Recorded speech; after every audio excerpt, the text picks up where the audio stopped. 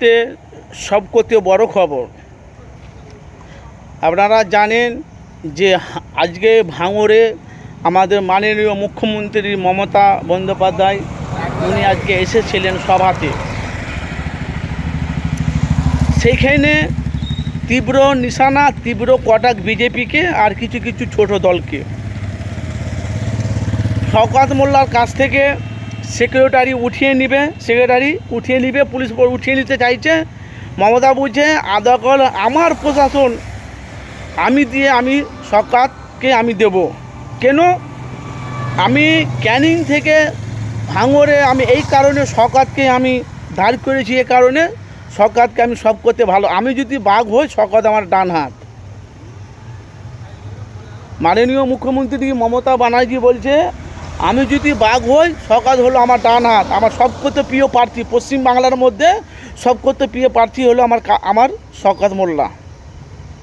সেখানে বলছে শওকত মোল্লা বলছে ও যেটা চাইবে ভাঙড়ে যখন যেটা বলবে সমস্ত জিনিস আমি শওকত বললি আমি সব কাজ করে দেবো। তাহলে এবারকার তাহলে নওশাদ সিদ্দিকীর খেলা শেষ ভাঙড়ে।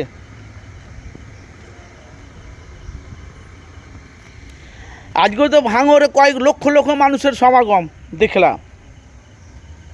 আর সেখানে ক্যানিং পূর্বে যাকে প্রার্থী করেছে সেও আছে, বাহারুল ইসলাম নাকি। আর শওকত মোল্লা এতে তোমার ভাঙড়ে আজকে বিশাল প্রতিবাদ সভা আজকে। সেখানে আমরা দেখতে পাচ্ছি যে এবারকার কিন্তু নওশাদ সিদ্দিকী এবারকার ভাঙড়ে ওনার জিতা খুব দায়ী হয়ে যাবে। কেন বলছি? সামনে বিধানসভা ভোট, আর নওশাদ সিদ্দিকী একটাই সিট পেয়েছে, সেটা হলো ভাঙড়ে। এবারকার 2026-এ আমার শওকত মোল্লা বলছে আমি 1 ইঞ্চি মাটি ছাড়বো না।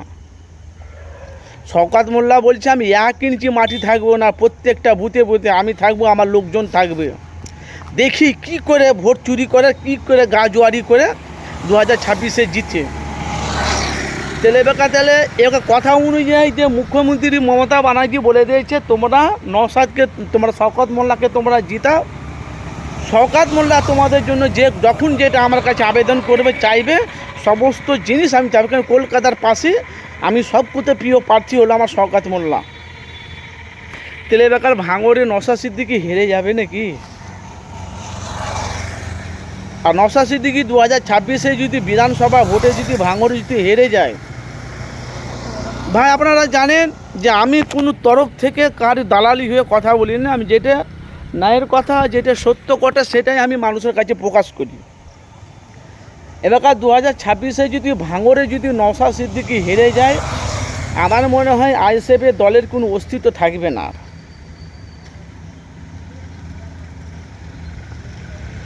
এটাই তো প্রশ্ন উঠছে যে 2021-এ নওশাদ সিদ্দিকীকে আব্বাস সিদ্দিকীর কথা অনুযায়ী ভাঙড়বাসীরা নওশাদকে জিতিয়ে ওনাকে এমএলএ বিধায়ক করেছে, পার্লামেন্টে পাঠিয়েছে। আর মমতা ব্যানার্জি বলছে আমি নিজে ওনাকে ক্যানিং থেকে নিয়ে এনে আমি ক্যানিং থেকে ওকে ভাঙড়ে এই কারণে দাঁড় করিয়েছি। ভাঙড়ে অনেক কাজ আছে, ভাঙড়ে অনেক কিছু কাজ করব, এই জন্য আমি শওকত মোল্লাকে প্রার্থী করেছি ভাঙড়ে। তাহলে এবার 2026-এ নওশাদের খেলা শেষ না শওকত মোল্লার খেলা শেষ, কোনটা?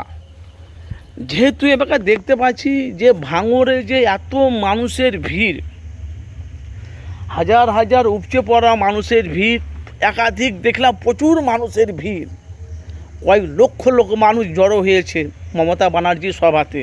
লক্ষ্মী ভাণ্ডার, বেকার ভাতার, স্বাস্থ্য কার্ড, উপজেলা কত কী পাচ্ছে, প্রকল্প, উন্নয়ন। তার সাথে সাথে ভাই এবারকার লড়াইটা কিন্তু ভাই মারাত্মক লড়াই হবে। আবার ফের আমডাঙ্গাতে কাসেম সিদ্দিকী, নওশাদ সিদ্দিকীর ভাই কাসেম সিদ্দিকী, এরা একই রক্তর খুন। তাহলে 2026-এ তাহলে নওশাদ সিদ্দিকী যদি হেরে যায় তাহলে আইএসএফের অস্তিত্ব থাকবে না। আর ভাঙড়ের মানুষ যদি নওশাদকে যদি জিতায় তাহলে শওকত মোল্লার আর কোনো ভ্যালু থাকবে না। কেন? মমতা বলছে আমার সবকথে পশ্চিমবাংলার মধ্যে সবকথে প্রিয় প্রার্থী হলো আমার শওকত মোল্লা। আমি যদি বাঘিনী হই, ও আমার ডান হাত। তাহলে শওকত মোল্লাকে মমতা ব্যানার্জি কতটা এক্সপেক্ট করে বুঝতে পেরেছেন? পশ্চিমবাংলার মধ্যে 294টা সিটের মধ্যে যতটা ওনার সিট আছে সবকথে বেস্ট সিট, যে সবকথে যে বিধায়ক এমএলএ সেটা হলো শওকত মোল্লা। সেটাকে আজকে মুখ্যমন্ত্রী মমতা ব্যানার্জি প্রমাণ করে দিল আজকে ভাঙড়ে বিশাল সভাতে। আপনাদের মতামত জানাবেন, ভাঙড়ে কী হবে, নওশাদ হারবে না জয়ী হবে, জিতবে?